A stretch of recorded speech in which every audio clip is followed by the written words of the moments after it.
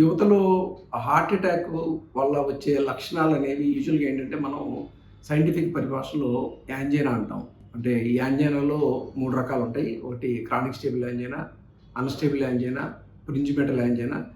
వీటిలో ఏంటంటే ఈ క్రానిక్ స్టేబుల్ యాంజినా ఏంటంటే, మనకి నడుస్తున్నప్పుడు ఛాతీ మధ్య భాగంలో బరువు పెట్టినట్టు ఉండటం, అదేవిధంగా ఎడమ చెయ్యి లాగటం.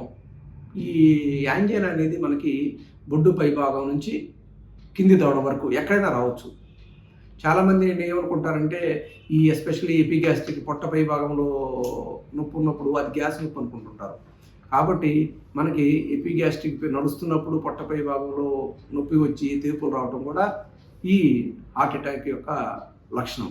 అదేవిధంగా కొంతమందికి 2 రెక్కల మధ్య నొప్పి రావటం, నడుస్తున్నప్పుడు కింద దవడ లాగటం, నడుస్తున్నప్పుడు గొంతులోకి మంట రావడం, ఇవన్నీ కూడా యాంజినా యొక్క లక్షణాలు.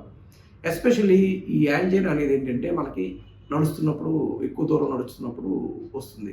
కానీ కొన్నిసార్లు కొంచెం దూరం నడిచినా కానీ, అదేవిధంగా విశ్రాంతి సమయంలో కానీ యాంజినా కనుక వస్తే దాన్ని మనం అన్‌స్టేబుల్ యాంజినా అంటాం.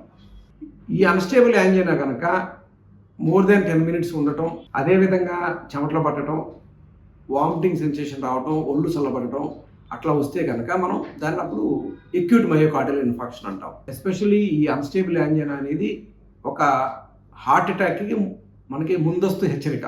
ఈ అన్‌స్టేబుల్ యాంజినా అనేది. ఈ అన్‌స్టేబుల్ యాంజినా ఉన్న దశలో కనుక మనం ట్రీట్మెంట్ కనుక తీసుకున్నట్లయితే, మనం మన గుండె కండరం దెబ్బతినక ముందే మనం వ్యాధి నిర్ధారించుకొని మనం సరైన చికిత్స కనుక తీసుకుంటే, దానివల్ల ఏంటంటే మన క్వాలిటీ ఆఫ్ లైఫ్ కానీ, లైఫ్ స్పాన్ కానీ మార్పు రాదు. అదేవిధంగా మనం అన్‌స్టేబుల్ యాంజినా దశలో కూడా మనం వ్యాధిని నిర్ధారించుకోకపోతే కనుక మనకి లైఫ్ రిస్కే కాదు, మనకి ఫ్యూచర్‌లో క్వాలిటీ ఆఫ్ లైఫ్ కూడా తగ్గే ప్రమాదం ఉంటుంది.